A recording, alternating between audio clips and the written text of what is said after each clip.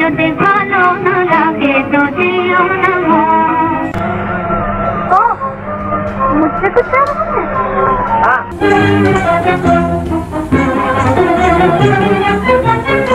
কানন দেবী এই নামটা শুনলেই আমার তো একদম গায়ে কাঁটা দেয়। আপনারা জ্যোতিষ জানেন বোধহয়। নায়িকা হিসেবে সত্যি সত্যি অপ্রতিদ্বন্দ্বী ছিলেন কাননবালা। শ্রীমতী কানন দেবীকে আমার সশ্রদ্ধ প্রণাম। গারোয়ান সেও গাই আমি বলে ফেলবো।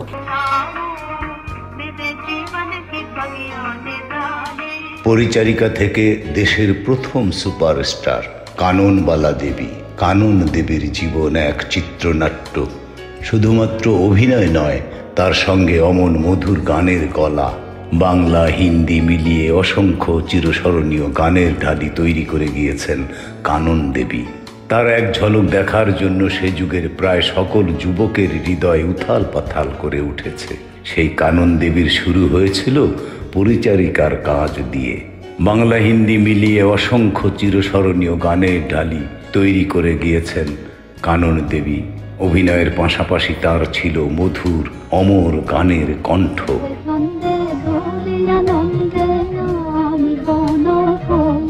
আর দ্বিতীয় কানন দেবী আর হবে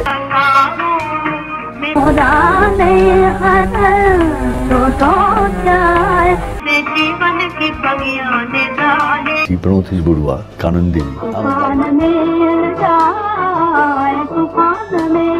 রূপালী পর্দায় তিনি লক্ষ প্রাণের মালিকা হয়েও ব্যক্তি জীবনে চিরকাল সুখের থেকে দুঃখই পেয়েছেন বেশি। নিদারুণ দারিদ্র্যের মধ্যে বেড়ে ওঠা এতটাই কঠিন পরিস্থিতি ছিল যে দিনে দুবেলা খেতে পর্যন্ত পেতেন না কাননবালা। তখন বয়স কত, 4 থেকে 5 হবে। সেই তখন থেকেই নিজের রাস্তা নিজে তৈরি করতে শেখা কাননবালার। পরবর্তীকালে যিনি ভারতীয় সিনেমার প্রথম সুপারস্টার হয়ে উঠেছিলেন। শুধুমাত্র অভিনয় নয়, তার সঙ্গে অমন মধুর গানের গলা। বাংলা হিন্দি মিলিয়ে অসংখ্য চিরস্মরণীয় গানের ডালি তৈরি করে গিয়েছেন কানন দেবী। তার এক ঝলক দেখার জন্য সে যুগের প্রায় সকল যুবকের হৃদয় উথাল পাথাল করে উঠেছে। সেই কানন দেবীর জীবন শুরু হয়েছিল পরিচারিকার কাজ দিয়ে। এক অদ্ভুত করুণ রাগে বাঁধা ছিল কানন দেবীর গোটা জীবন। রূপালী পর্দায় তিনি লক্ষ প্রাণের মালিকা হয়েও ব্যক্তি জীবনে চিরকাল সুখের থেকে দুঃখই পেয়েছেন বেশি। এখানে উল্লেখ করা ভালো, তার জন্মের সাল এবং তারিখ নিয়ে কোনো প্রামাণ্য নথি নেই। কেউ বলেন তার জন্ম 1914 সালে, কারো মতে 1916 সালে। তারিখটা ঠিক হয়েছে 22শে এপ্রিল। আরও আশ্চর্যের বিষয়, নিজের পিতৃ পরিচয়ও জানতেন না কানন দেবী। তার আত্মজীবনী সবারে আমি নমি এবং মেঘলা সেনগুপ্তর লেখা Kanan Devi the first superstar of Indian cinema বইয়ে পাওয়া তথ্য অনুযায়ী রতনচন্দ্র দাস এবং রাজবালা দেবীকেই নিজের মা বাবা বলে পরিচয় দিতেন কানন। ছোট্ট কাননকে এরাই মানুষ করার দায়িত্ব দেন। কাননের খুব অল্প বয়সেই রতনচন্দ্র মারা যান। মদ্যপান, জুয়া এবং রেসের নেশা তাকে বহু দিক থেকে সর্বশান্ত করেছিল। তবে বাবা মায়ের পরিচয় নিয়ে সর্বসমক্ষে ভাবতেন না কানন। তিনি বহুবারই বলেছেন, কে বাবা কে মা এই ভেবে বুকের ব্যথা বাড়িয়ে কাজ কি, আমি কানন, এই পরিচয়টুকুই তো যথেষ্ট। সত্যিই নিজের পরিচয়ই তিনি ভাস্বর ছিলেন। নিষিদ্ধ পল্লী থেকে এলেন চিত্র জগতে, এলেন সঙ্গীত জগতে, জয় করলেন গোটা বিশ্বকে। তিনি কাননবালা দেবী, কানন দেবী। ফণী মজুমদার পরিচালিত স্ট্রিট সিঙ্গার ছবিটি মুক্তি পায় 1938 খ্রিস্টাব্দে। আজ থেকে কত বছর আগে ভাবুন একবার। হিন্দি সিনেমায় স্ট্রিট সিঙ্গার এর সম্পূর্ণ শুটিং কলকাতায় হয়েছিল। অন্য ছবির কাজে ব্যস্ত ছিলেন বলে কানন দেবী মুম্বাই যেতে পারছিলেন না। তাই ছবির বাকি অভিনেতা অভিনেত্রী সহ গোটা ইউনিটটাকেই ট্রেনে চড়িয়ে কলকাতায় নিয়ে আসা হয়। ইন্দ্র মুভি টোন স্টুডিওতে করা হয় শুটিং। একজন অভিনেত্রীকে একটি ছবিতে ঠিক কতটা প্রয়োজনীয় মনে হলে প্রযোজক পরিচালক এমন সিদ্ধান্ত নিতে বাধ্য হন একবার ভাবুন। তাও আজ থেকে কত বছর আগে, তাও আজ থেকে 90 বছর আগের কথা। মনে রাখতে হবে সেই সময় সিনেমার শ্যুট করা ছিল বিরাট খরচের বিষয়।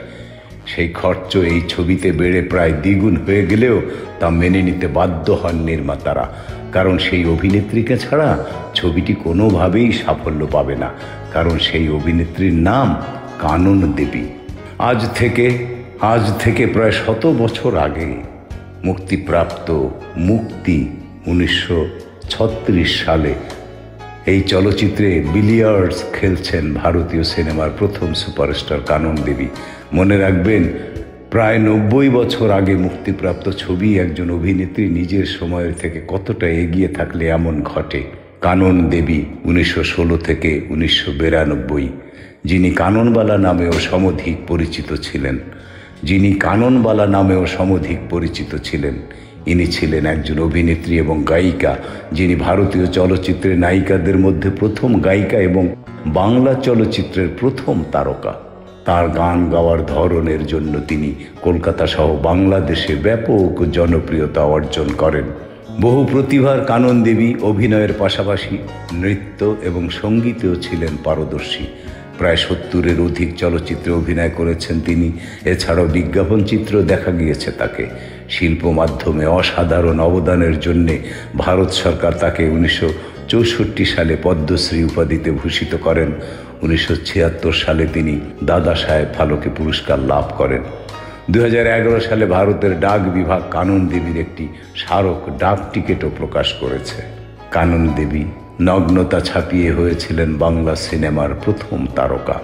তাকে বলা হয় ভারতীয় চলচ্চিত্রের প্রথম নায়িকা। শুধু তাই নয়, বাংলা চলচ্চিত্রে তাকেই প্রথম তারকা হিসেবে বিবেচনা করা হয়। সৌন্দর্য আর গুণ দুটোর এক অবিস্মরণীয় মিশেলে তার অস্তিত্ব। তাই তাকে সুচিত্রা সেনের আগের সুচিত্রা সেন বলেও কেউ কেউ অভিহিত করেন। তিনি কানন দেবী, কাননবালা নামে অবশ্য পরিচিত ছিলেন। কানন দেবীর জন্ম 1916 সালের 22 এপ্রিল হাওড়ায়। তিনি ছিলেন একজন রক্ষিতার সন্তান।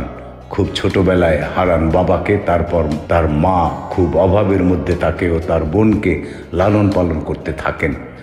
17 জুলাই কালোজয়ী এই নায়িকার চলে যাওয়ার দিন। 1992 সালের এই দিনে কলকাতায় শেষ নিঃশ্বাস ত্যাগ করেছিলেন তিনি। দারিদ্র্যের কারণে মাত্র 10 বছর বয়সে অভিনয় জগতে নাম লেখান কানন দেবী।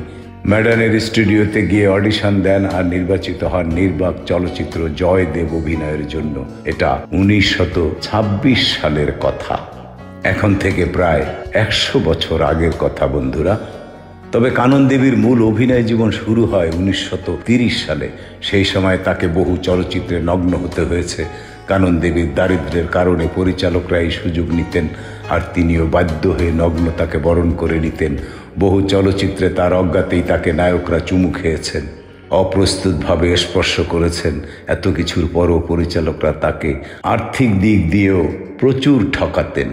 1935 সালে মানময়ী গার্লস স্কুল সিনেমায় অভিনয় করে নিজেকে ইন্ডাস্ট্রিতে প্রতিষ্ঠিত করেন কানন দেবী। এরপর 1937 সালে মুক্তি সিনেমায় অভিনয়ের মাধ্যমে তিনি সফলতার সিঁড়িতে পা রাখেন। এরপরের গল্প কেবল সাফল্যের। 1944 সাল পর্যন্ত তিনি টানা সাফল্য ধরে রেখেছেন। একের পর এক সুপারহিট সিনেমায় অভিনয় করে নিজেকে নিয়ে যান অনন্য উচ্চতায়। অভিনয়ের পাশাপাশি তিনি শ্রীমতী পিকচার্স নামে প্রযোজনা প্রতিষ্ঠানও চালু করেন। এছাড়া তিনি নিজে পরিচালনার কাজও করেছেন। বর্ণাঢ্য ক্যারিয়ারে 70টির বেশি চলচ্চিত্রে অভিনয় করেছেন কানন দেবী। এর রয়েছে ঋষির প্রেম, প্রহ্লাদ, কংসবধ, বিষ্ণুমায়া, মা, কণ্ঠহার, বাসবদত্তা, পরাজয়, যোগাযোগ, মুক্তি, বিদ্যাপতি, সাথী, পরিচয়, শেষ উত্তর ও মেজো দিদি ইত্যাদি। কানন দেবী কেবল অভিনেত্রী হিসেবেই জনপ্রিয় নন, গায়িকা হিসেবেও তার খ্যাতি রয়েছে। তিনি ওস্তাদ আল্লাহ রাখার কাছে উচ্চাঙ্গ সঙ্গীতের শিক্ষা নেন। এছাড়াও তিনি ভীষ্মদেব চট্টোপাধ্যায়, রায়চাঁদ বড়াল, কাজী নজরুল ইসলাম, অনাদি দস্তিগার ও পঙ্কজ কুমার মল্লিকদের কাছেও তালিম নিয়েছেন সঙ্গীতের। আধুনিক গান ও রবীন্দ্রসঙ্গীতে কানন দেবীর অসাধারণ দখল ছিল। এছাড়া অসংখ্য সিনেমায় তিনি প্লেব্যাক করেছেন। সেসব গান পেয়েছিল তুমুল জনপ্রিয়তাও। কবিগুরু রবীন্দ্রনাথও তাকে খুব আদর করতেন। 1968 সালে কানন দেবীকে পদ্মশ্রী সম্মাননায় ভূষিত করে ভারত সরকার। এছাড়া 1976 সালে তিনি ভারতীয় চলচ্চিত্রের সবচেয়ে মর্যাদা সম্পন্ন দাদা সাহেব ফালকে পুরস্কার লাভ করেন। কে বাবা কে মা দিয়ে কি হবে, আমার কাননবালা পরিচয়ই যথেষ্ট। এক সময় স্থান ছিল নিষিদ্ধ পাড়ায়, পরিচারিকার কাজও করেছেন। বাবার পরিচয় জানে না কেউ। জনশ্রুতি এ বছরটি কানন দেবীর শতবর্ষ। শঙ্করলাল ভট্টাচার্য লিখেছেন, এক সময় স্থান ছিল নিষিদ্ধ পল্লীতে, পরিচারিকার কাজও করেছেন। বাবার পরিচয় জানে না কেউ। জনশ্রুতি। কানন দেবীকে সুচিত্রা সেনের আগের জমানার সুচিত্রা সেন বললে খুব একটা ভুল হয় না। সেই অপরূপ মুখশ্রী, মুহূর্তের পর মুহূর্ত আলো নেওয়া আর ক্যামেরার লেন্সে উদ্ভাসিত হয়ে থাকার ক্ষমতা, পরের পর ছবি হিট করানো, রূপালী পর্দা ও পর্দার বাইরেও সমানভাবে নায়িকা থাকা, ইন্ডাস্ট্রির মাথাদের কবজায় আনা, নিজেকে প্রায় একটা ব্র্যান্ডে গড়ে নেওয়া এবং সর্বোপরি কয়েক প্রজন্মের পুরুষের স্বপ্নচারিণী হয়ে ভেসে থাকা। সুচিত্রার কেরিয়ারের নীল নকশাই যেন তৈরি করে গিয়েছিলেন কানন দেবী। চাইলে সুচিত্রাকেও পরের যুগের কানন বললে সিনেমার মানহানি হয় না। তবে দুই নায়িকার দুটো মস্ত ফারাকও আছে। সুচিত্রা তখন রমা ওর পাবনার জীবনে গান গাইলেও এবং নায়িকা জীবনে একসময় একটা বেসিক বাংলা আধুনিকের ডিস করলেও নিজের প্লেব্যাক কখনো করেননি। সে কাজ করেছেন সন্ধ্যা মুখার্জি এবং গীতা দত্ত। কিন্তু কাননবালা একাই এক নিখুঁত অতুলনীয় প্যাকেজ। আর গান বলে গান কার নয়, আর হায় কি গান, কি বাংলায় কি হিন্দিতে। রবীন্দ্রনাথ সিনেমায় তাঁর গানের চিত্ররূপ অনুমোদন করলে সেই প্রথম গানটি ছিল কাননের আজ সবার রঙে রং মেশাতে হবে।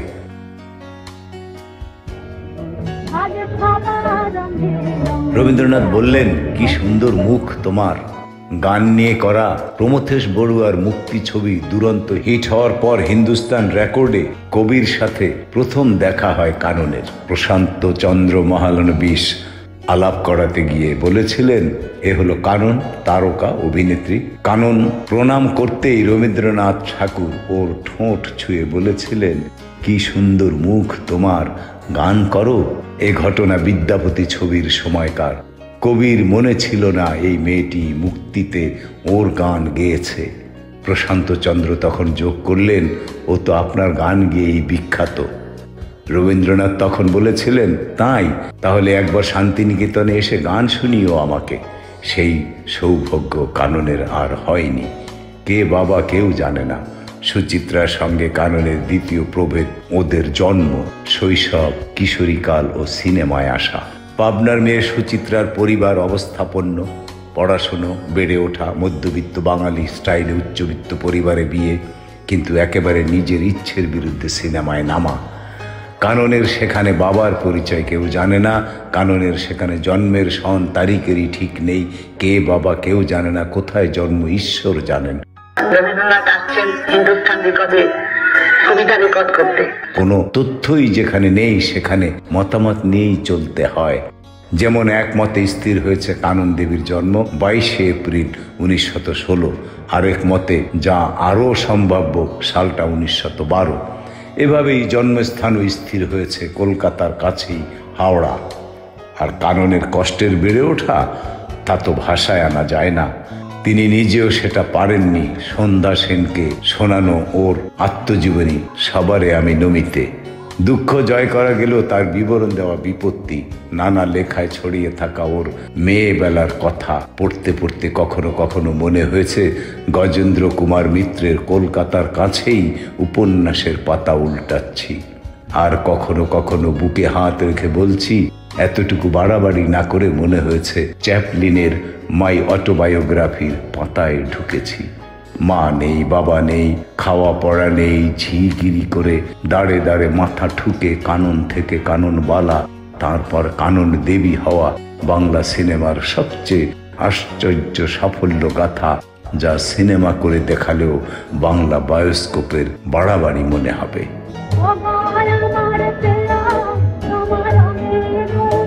দর্জির মেয়ে নাকি বাইজির গল্প গাছা শোনা কথা ছাড়া কাননের মেয়ে বেলায় ঢোকার উপায়ই বাকি।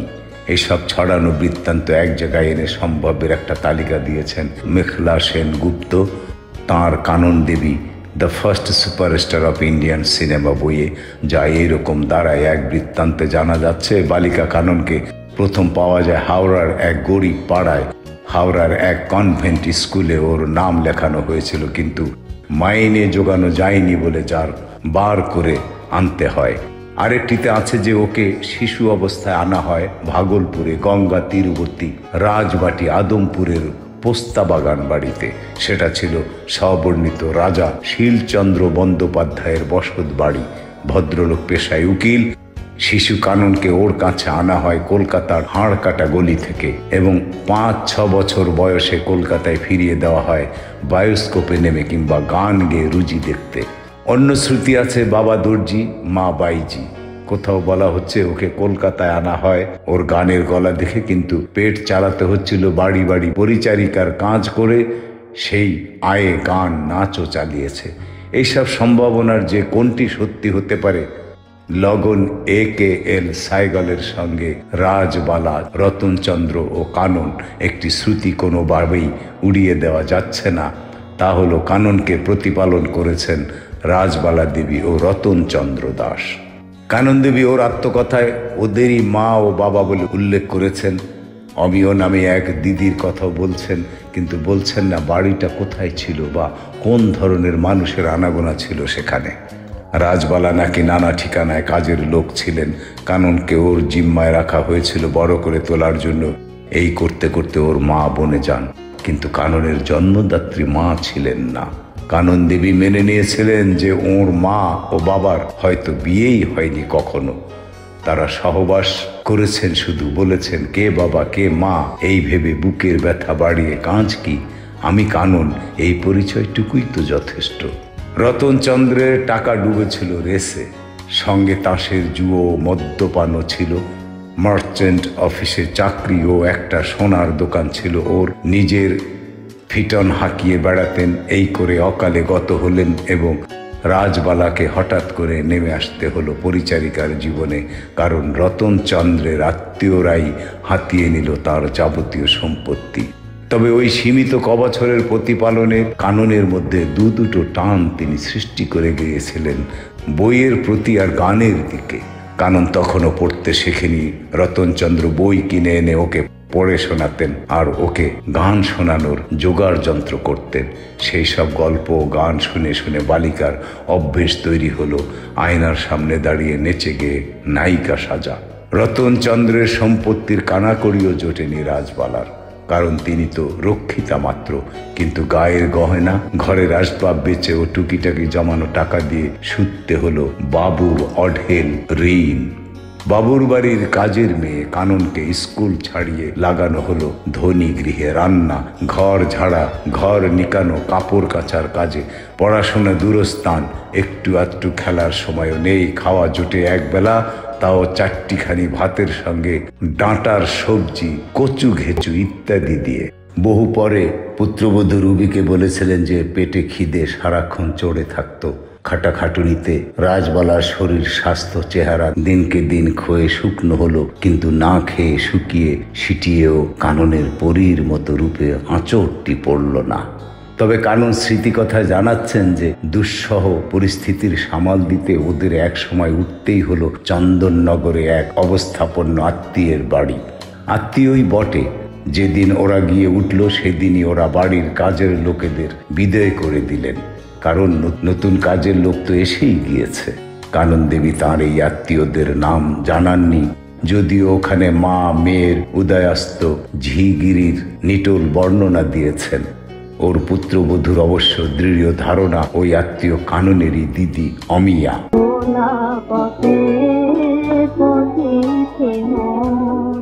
ওই বাড়িতে মা মেয়ের কাজের বহর আর গালমন্দ শোনার রুটিন বাঁধিয়ে রাখার মতো। তারপরে একদিন রাজা বালার হাত থেকে একটা রেকাব ছিটকে পড়ে ভাঙা মাত্র গালাগালির ঝড়। কানন তখন রাজবালার হাত ধরে বলেছিল, না মা, আর একটা দিনও এখানে নয়, এক্ষুনি চলো, না খেয়ে মরলে মরবো। সেখান থেকে বেরিয়ে হাওড়ার যে ঘোলাডাঙ্গা পল্লীতে আস্তানা হলো কানন ও রাজবালার, সেটা তখন ছোট ব্যবসায়ীদের আড়ত। সেখানে সংসার করা লোকজনের বাড়ির সামনে বোর্ড ঝুলতো, এটা গৃহস্থের ভিটা। কে জানে পাশের বাড়িটাই হয়তো বারবনিতাদের। ঘোলাডাঙ্গা নিয়ে কানন দেবীর কথা আছে। চারপাশের পরিবেশে শ্বাস নিতে অসুবিধে হতো, কিন্তু এখানেও বড় করে নিঃশ্বাস ফেলার জায়গা হয়েছিল কাননের। এক রোগাসোগা মধ্যবয়সী বিপত্নিক ভোলাদা সন্ধেকালে তিনি হারমোনিয়াম নিয়ে বসে ভক্তিগীতি ধরলে একটা নতুন জগৎ খুলে যেত কাননের। কাননকে তিনি একে একে ধরাতে থাকলেন কীর্তন, বাউল, ভাটিয়ালি, কর্তাভজা, মীরা ও সুরদাসের ভজন, সংস্কৃত মন্ত্র, ব্রহ্মসঙ্গীত এবং অতুল প্রসাদের গান। এক সময় লালনের গান এলো, কানন শুধোতে লাগলো, এর মানে কি? ভোলাদা মানে বোঝাতে লাগলেন। একদিন সহসা আর জিজ্ঞাসার সুযোগ রইল না। ভোলাদা নিজেই কোথায় যে হারিয়ে গেলেন ইঙ্গিতটুকুও না দিয়ে। তখন কাননের আশ্রয় হলো সেকালের এক অতি আশ্চর্যময় কণ্ঠের গায়িকা, আশ্চর্যময়ী দাসী। কাননদের বাড়ির পাশেই থাকতেন। মেয়েটির অপরূপ রূপ আর অপূর্ব কণ্ঠকে টানল। নতুন নতুন রেকর্ড করা আশ্চর্যময়ী কাননকে গানের জগতে টানার জন্য তালিম দিতে লাগলেন। মন ভালো করার জন্য তখন ওর ওখানে না গেলেই নয় কাননের। এই বৃত্তান্ত কিন্তু জনশ্রুতি, কারণ কানন দেবীর স্মৃতিচারণায় এই মহিলাকে উল্লেখ করা হচ্ছে কেবলই বৌদি বলে। এই বৌদি আশ্চর্যময়ী দেবী, যা বয়ান জোগাড় হয়েছে এতদিনে, তারা সবাই এ প্রশ্নে নিরুত্তর। রায়চাঁদ, বড়াল ও কানন দেবী শুধু বায়োস্কোপের যুগের স্বপ্ন সুন্দরী বললে কিছুই বলা হয় না। তার জীবন শুরু নির্বাক ছবির আগের যুগে। যে বছর জীবনে প্রথম রোল পেল কানন জয়দেব বায়োস্কোপে, সেই 1926 সালটার একটা তাৎপর্য আছে। সেই বছরই ওয়ার্নার ব্রাদার্স পৃথিবীর প্রথম টকি বা সবাক ছবি আনলো বাজারে। ডন জুয়ান সবাক, তবে কোনো সংলাপ নেই, কণ্ঠ যন্ত্রসঙ্গীতে মোড়া। এই প্রসঙ্গে আমার নিজের একটা স্মৃতির কথা। 1973 সালে কলকাতার কালামন্দির হলে যে 17 দিন ব্যাপী ওস্তাদ হাফিজ আলী খান সঙ্গীত উৎসব হলো, তার স্মারকপত্রের জন্য একটি সাক্ষাৎকার নিতে গিয়েছিলাম খান সাহেবের শিষ্য রায়চাঁদ বড়াইল মশাইয়ের। খান সাহেব সম্পর্কে অপূর্ব সব গল্প শোনানো শেষে সাবেক যুগের নতুন তুলনাহীন গায়িকার কথা বলে আমাকে চিরকালের মতো কৃতার্থ করে রাখলেন তাদের একজন মুস্তারি বাই। রায়বাবুর ক্লাসিক আসবাব ও অভিজাত বৈঠকখানায় ঢোকার মুখে দেওয়াল শোভা করে যার রূপে টস টস করা ছবি, অন্যজন কানন দেবী। কিন্তু রায়বাবু স্নেহের সুরে বলতেন, কানন, ওদের একটা প্রণয়ের সম্পর্কের কথা শুনে আসছি সেই ছেলেবেলা থেকে। দুজনকে নিয়েই রায়বাবুর খুব বড় দম্ভ। মুস্তারি বাই যেবার প্রথম কলকাতা এলেন এবং বড়াল বাড়ির গানের বৈঠকে গাইলেন, সে আসর অল ইন্ডিয়া রেডিওর প্রথম ওবি বা আউটসাইড ব্রডকাস্ট। সন্ধেবেলার সেই আসর জোড়াসাঁকোর বাড়িতে বসে শুনে রবীন্দ্রনাথ তো মুগ্ধ। ফোন করে রায়বাবুকে বললেন, ও রাই, এ কি গান শোনালে আজ, দেবীকে একবার চোখের দেখাটিও দেখাও। পরদিন সকালে একটা 10 ফুট লম্বা গোড়ের মালা নিয়ে মুস্তারি বাই বাবুর সঙ্গে কবি সুদর্শনে গিয়েছিলেন। আর কাননকে দিয়ে রায়বাবু বাংলা ছবিতে প্রথম লাইভ গাওয়ালেন। বললেন, সংলাপের মতো গানটা গেয়ে গেল কানন। কোনো যন্ত্র নেই, কিছু না, অথচ ওই এক টেকেই নিখুঁত, যন্ত্র ছাড়া এভাবে আর গাইতে পারত KL সাইগল। বলেছিলেন, সেও আপনারই আবিষ্কার। হেসে মাথা নেড়ে রায়বাবু বললেন, আবার কি, ওই সাইগল আর কানন আর হবে না। যা হোক, আবার জয়দেবে ফিরে আসা যাক। জয়দেবের পর আরেকটা ছোট্ট রোল পেয়েছিল কানন, শঙ্করাচার্য 1927 সালের ছবিতে। গোড়ায় যার পরিচালনায় ছিলেন ধীরেন্দ্রনাথ গঙ্গোপাধ্যায়, সংক্ষেপে ডিজি। মধ্যিখানে ডিজি কাজ ছেড়ে চলে গেলে তড়িঘড়ি ছবি শেষ করেছিলেন কালিকা প্রসাদ ঘোষ। ছবিও তাড়াতাড়ি পাত্তাড়ি গুটিয়েছিল হল থেকে। কাননের কপালেও পুরো পারিশ্রমিক জোটেনি বলে অনুমান অনেকের। এরপর তো টানা বেশ কয়েক বছর হাতে কাজ নেই। কাজে ফিরতে ফিরতে পেরিয়ে গেল অনেকগুলো বছর। সে গল্প অন্য। হাঁটু অবধি পা, প্রেক্ষাগৃহে গোলমাল। জীবনের শেষ দিন অবধি যে ভূমিকা না করার হতাশা ছেড়ে যায়নি কানন দেবীকে, তা হলো প্রমথেশ বড়ুয়ার দেবদাসে পার্বতীর চরিত্রে। সেটা সেই সময়ের ঘটনা যখন রাধা ফিল্ম কোম্পানিতে কাননবালা চুক্তিবদ্ধ। নিউ থিয়েটার্সের জন্য ছবিটা করেছিলেন প্রমথেশ বাবু। ওর ছবিতে ডাক পাওয়া তো কাননের নানা স্বপ্নের একটা। সেই প্রমথেশ বাবু একদিন দেখা হতে জিজ্ঞেস করলেন, আমি চাই তোমাকে দিয়ে পার্বতী করাতে যদি পারো। কানন বলেছিলেন, ধন্যবাদ বড়ুয়া সাহেব, এ তো আমি চাই। তাই বলে কোম্পানির সঙ্গে একবার কথা বলে দেখি। রাধা ফিল্মস সে ঝুঁকি নেয়নি, ফলে কাননেরও পার্বতী হওয়া হয়নি। দেবদাস একাধারে ক্লাসিক এবং হিট হওয়ার পর কানন সাধুবাদ জানান প্রমথেশকে। তাতে বাঙালি জীবনে প্রায় মূর্ত দেবদাস। তদ্দিনে টিভি ধরা পড়েছে, কিন্তু মদ্যপান থামেনি। প্রমথেশ বলেছিলেন, আমার অন্য পরিকল্পনা আছে তোমাকে নিয়ে, দেখো, তখন পিছিয়ে যেও না। প্রমথেশ বাবুর সেই অন্য কিছু পরিকল্পনা ছিল মুক্তি, যেখানে ছবিতে প্রথম গান এলো রবীন্দ্রনাথের। গাইলেন কানন। ছবিতে দেদার হিট বলা শুরু হলো এবং হতেই থাকলো যে কাননের এই হলো সেরা অভিনয়। সেই সঙ্গে একটা কাণ্ডও ঘটেছিল শহরের এক প্রেক্ষাগৃহে। ছবিতে কাননের পা হাঁটু অবধি দেখানোয় ক্ষিপ্ত জনতা হলের ছিট ভাঙাভাঙি শুরু করেছিল। সেটা কতখানি রাগ বা কতটা যৌবনের আবেগ কে জানে। সালটা তো 1936 সাল। প্রেম, বিয়ে এবং বিচ্ছেদ। কানন দেবী তার আত্মজীবনীতে একটি নাম উচ্চারণই করলেন না, তার প্রথম স্বামী অশোক মৈত্রের। এক অতীব অকিঞ্চিতকর পরিস্থিতি থেকে এই বিয়ে হয়েছিল আভিজাত্যে ওঠার এক স্বর্গীয় সিঁড়ি। কারণ শ্বশুরবাড়ি মৈত্র পরিবার ছিল বাঙালি সমাজের ক্রেম, দ্য ল ক্রেম। মান্যতার ফিরিস্তিটা একবার শুনুন। অশোক অক্সফোর্ড ফেরত। দেশে ফিরে কবির বিশ্বভারতীতে পড়াতে শুরু করেছেন। ওর পাশাপাশি তখন ওখানে পড়াচ্ছেন বলরাজ সাহনি। অশোকের বোন রানীর বিয়ে হয়েছিল সংখ্যাতত্ত্ববিদ প্রশান্তচন্দ্র মহলানবিশের সঙ্গে। আর বাবা, এই এক মহৎ পরিচয় বৃহৎ সমস্যা। তিনি ব্রহ্ম সমাজের দুর্দণ্ড প্রতাপ নেতা ও সিটি কলেজের অধ্যক্ষ হেরম্বচন্দ্র মৈত্র।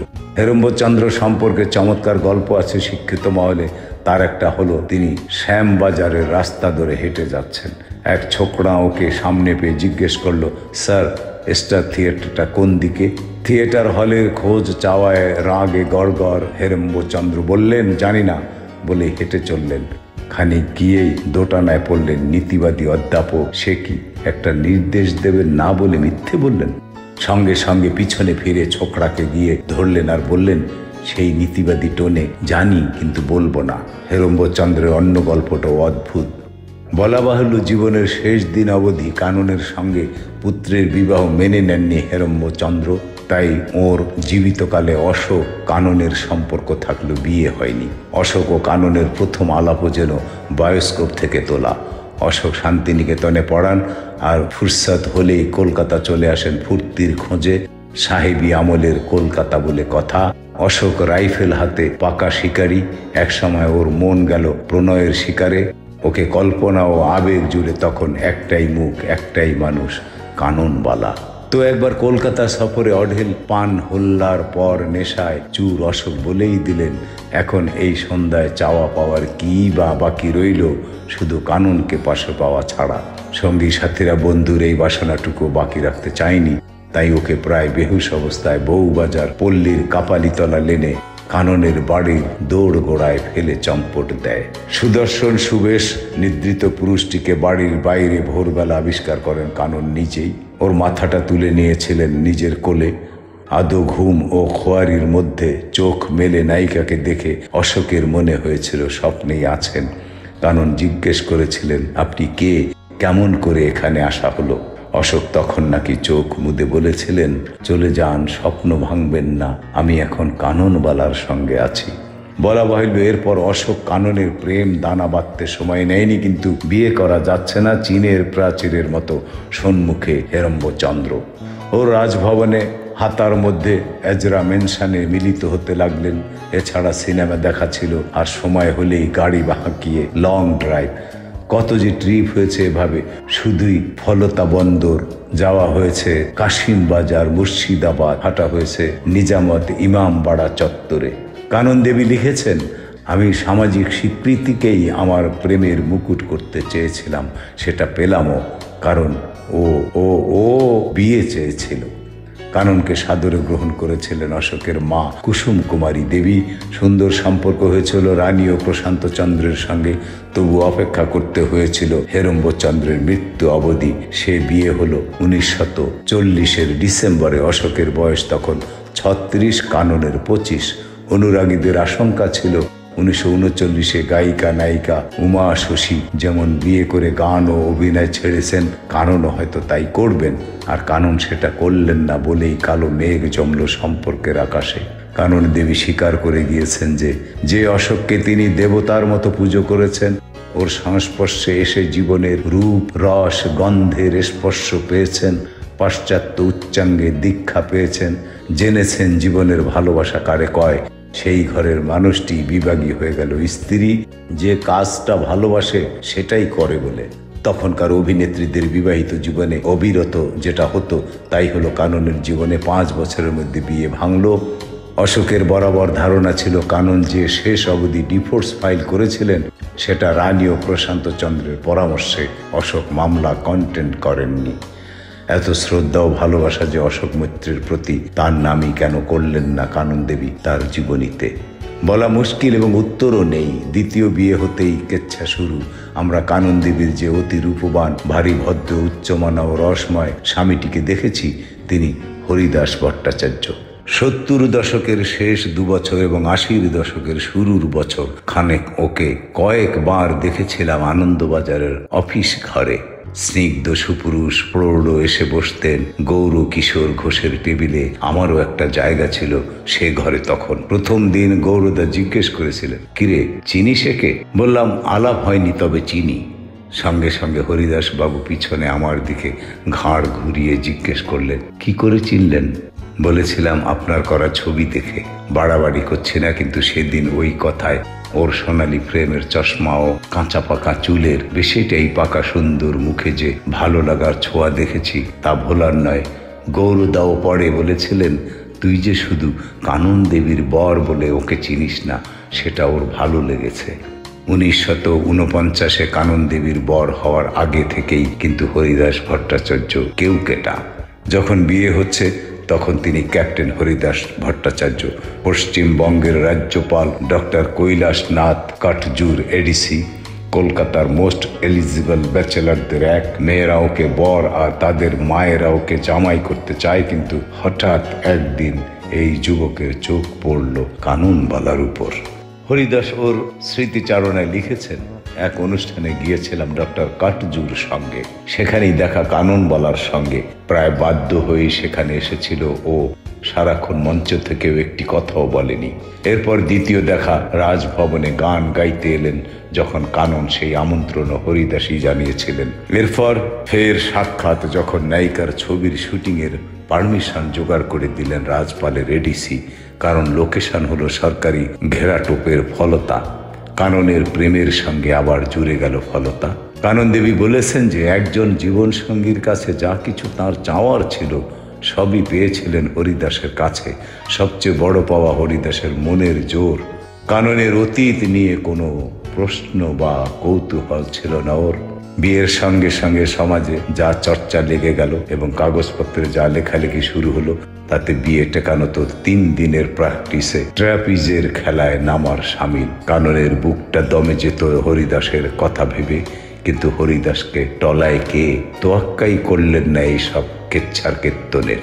বর বউয়ের সব ব্যাপারেই যে মতের মিল একই রকম, হর গৌরী যোগ তাও নয়, কিন্তু ওদের সুন্দরভাবে বেঁধে রাখলো 3টে জিনিস: ভেতরের টান, বাগানের নেশা আর সিনেমার প্রেম।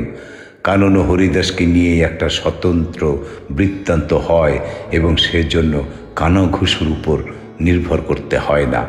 ওদের দ্বৈত পরিচালনার শ্রীমতী পিকচার্সের ছবি তো বাংলা সিনেমার ইতিহাসে জায়গা নিয়েছে। প্রযোজিকা হিসেবে কানন দেবী এবং পরিচালক হিসেবে হরিদাস ভট্টাচার্য এক দুরন্ত হিট জুটি।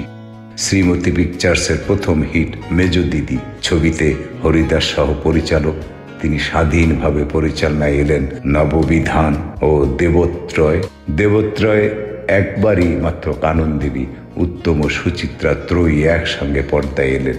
তবে হরিদাস ভট্টাচার্যকে আমরা ভুলব না। আধারে আলো, রাজলক্ষ্মী ও শ্রীকান্ত, ইন্দ্রনাথ, শ্রীকান্ত ও অন্নদাদি, অভয়া ও শ্রীকান্ত এবং থ্রিলার ছবি শেষ অঙ্কের জন্য। আর কানন দেবীকে তো বাঙালি প্রেমে পড়ে, নিন্দে করে, ভালোবেসে, গাল পেড়ে, তারপর বুকে ধরে কাটিয়ে দিয়েছে যুগের পর যুগ। আমি বনফুল গেয়ে বাঙালিকে এককালে মাতিয়েছিলেন যে নায়িকা, তাকে আর প্রশ্ন করার ছিল না, তুমি কোন কাননের ফুল, কোন গগনের তারা। শেষ দিন অবধি অবশ্য হরিদাস ও কানন একসঙ্গে থাকতে পারেননি, ছাড়াছাড়ি হয়ে গিয়েছিল। যদিও তার মাত্র কবছর আগে কানন দেবী আত্মকথায় লিখেছেন, যখন হরিদাস ভট্টাচার্যকে বিয়ে করি তখন লোকের ধারণা ছিল এ বিয়ে 15 দিন টিকলে হয়। সেই বিয়েই তো 24 বছর টিকে গেল। 1977-এর জানুয়ারিতে হরিদাস ও কানন জোড়ে গিয়েছিলেন দিল্লির বিজ্ঞান ভবনে। কানন দেবী সেদিন দাদা সাহেব ফালকে পুরস্কার নিলেন।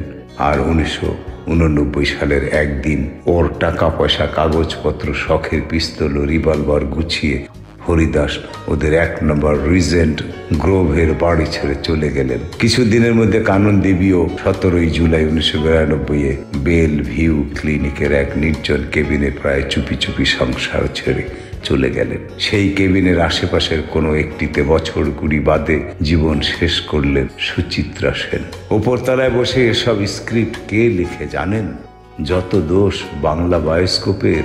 আবারও বলি, কানন দেবী কাননবালা নামেও পরিচিত ছিলেন একজন ভারতীয় বাঙালি অভিনেত্রী এবং গায়িকা, যিনি ভারতীয় চলচ্চিত্রের নায়িকাদের মধ্যে প্রথম গায়িকা এবং বাংলা চলচ্চিত্রের প্রথম তারকা হিসেবে স্বীকৃত। সাধারণত দ্রুতলয়ে তাঁর গান গাওয়ার ধরন নিউ থিয়েটার কলকাতার ব্যাপক জনপ্রিয়তা অর্জন করে। কানন দেবীর 1916 সালে হাওড়া, বেঙ্গল, ব্রিটিশ ভারতে জন্ম নেন। তিনি ছিলেন একজন রক্ষিতার সন্তান। তার বাবা রতনচন্দ্র দাস ছিলেন সওদাগর অফিসের কেরানি। তার বাবার একটি ছোট দোকানও ছিল। 9 বছর বয়সে কাননের বাবা মারা যান। তবে এ বাবাও আসল বাবা নয়, পাল্লক। বাবার মৃত্যুর পর কাননের মা তার 2 কন্যাকে নিয়ে এক দূর সম্পর্কে আত্মীয়ের বাড়িতে রাঁধুনি ও ঝিয়ের কাজ শুরু করেন। তাই তারা অসম্ভব দারিদ্র্যের মাঝে একটি ছোট বাসা ভাড়া নেন। দরিদ্রতার কারণে কানন মাত্র 12-13 বছর বয়সী ম্যাডানের স্টুডিওতে হাজির হন অভিনয় করতে এবং সেই সময় নির্বাক চলচ্চিত্র জয়দেবে অভিনয় করেন। 1926 সালে জয়তীশ বন্দ্যোপাধ্যায়ের জয়দেবী চলচ্চিত্রে অভিনয়ের মাধ্যমে কানন দেবীর অভিনয়ের শুরু হলেও তার সত্যিকারের অভিনয় জীবন শুরু হয় 1930 সালে। 1931 সালে জ্যোতিষ বন্দ্যোপাধ্যায়ের জোর বারাত পূর্ণাঙ্গ সবাক চলচ্চিত্রের একটি দৃশ্যে নায়ক তাকে জড়িয়ে ধরে ঠোঁটে চুমু খাওয়ায় তিনি অপমানিত ও ব্যথিত বোধ করেন। যদিও পরিচালকের নির্দেশেই নায়ক তাকে না জানিয়েই এই কাজ করেছিলেন। অভিভাবকহীন নিম্নবিত্তের মেয়ে হয়, নানাভাবে তাকে অর্থের লোভ দেখিয়ে নগ্ন দৃশ্যে অভিনয়ের জন্য বাধ্য করা হতো। 1935 সালে সতীশ দাশগুপ্তের বাসব দত্তা চলচ্চিত্রে তার অনিচ্ছায় নগ্নতার প্রদর্শন ছিল। এছাড়াও তার অসহায়ত্বের সুযোগ নিয়ে পরিচালকেরা আর্থিকভাবেও তাকে ঠকাতেন। 1935 সালে মুক্তি পায় তার জ্যোতিষ বন্দ্যোপাধ্যায়ের মানময়ী গার্লস স্কুল এবং এর মাধ্যমেই তিনি নিজেকে চলচ্চিত্র জগতে প্রতিষ্ঠিত করেছিলেন। এরপর 1937 সালে মুক্তি চলচ্চিত্র তাকে সর্বপ্রথম অভিনেত্রী হিসেবে সফলতা এনে দেয়। কানন দেবী একজন ভালো গায়িকাও ছিলেন। তিনি ওস্তাদ আল্লাহ রাখার কাছে উচ্চাঙ্গ সঙ্গীতের শিক্ষা নেন। এছাড়াও তিনি ভীষ্মদেব চট্টোপাধ্যায়, রায়চাঁদ বড়াল, বিদ্রোহী কবি কাজী নজরুল ইসলাম, অনাদি দস্তিদার ও পঙ্কজ কুমার মল্লিকদের কাছেও তালিম নেন। তিনি আধুনিক গান ছাড়াও রবীন্দ্রসঙ্গীতও গেয়েছিলেন, যা রবীন্দ্রনাথকেও খুশি করে তুলেছিলেন। এ গানকে তিনি ভদ্র ঘর থেকে বাংলার সাধারণ ঘরেও জনপ্রিয় করে তুলেছিলেন। কানন দেবী ভীষণ জনপ্রিয় ছিলেন। চলচ্চিত্রে ইতিহাসবিদ রবি বসু লিখেছেন যে কাননবালাকে দেখে অনেক যুবক ও প্রৌঢ়ের হৃদয় স্পন্দন বেড়ে যেত। রূপবাণী সিনেমা হলে এক উদ্ভ্রান্ত যুবক মোহগ্রস্ত হয়ে তার সিনেমার রোমান্টিক দৃশ্যের সময় পর্দার দিকে ছুটে গিয়েছিল তাকে ধরতে। কলকাতার রাস্তায় চট বিছিয়ে তার আলোকচিত্র বিক্রি হতো। মহিলারা তার ফ্যাশনে শাড়ি ব্লাউজ পরা শুরু করেন, এমনকি কাননের দুলও তৈরি করানো তারা। ভারতের 11তম সালের ডাক টিকেটে কানন দেবীর ছবি। পরিচয় চলচ্চিত্রে অভিনয় করে শ্রেষ্ঠ অভিনেত্রী বিভাগে BFJA পুরস্কার 1942। শেষ উত্তর চলচ্চিত্রে অভিনয় করে শ্রেষ্ঠ অভিনেত্রী বিভাগে BFJA পুরস্কার 1943। পদ্মশ্রী পুরস্কার 1968। দাদা সাহেব ফালকে পুরস্কার 1996। 2011 সালের 13ই ফেব্রুয়ারি ভারতের ডাক বিভাগ কানন দেবীর একটি স্মারক ডাক টিকিট প্রকাশ করেছে। বন্ধুরা, কারো জীবনের, কারো ব্যক্তি জীবনের ইতিহাস, কারো জীবনের সমস্ত ঘটনা লিখতে গেলে এক পুস্তকে বা 2-4 ঘন্টায় শেষ হয় না, সংক্ষেপ করতে হয়। তাই অনেকটা সংক্ষেপ করেই যতটুকু সম্ভব আপনাদের জানালাম।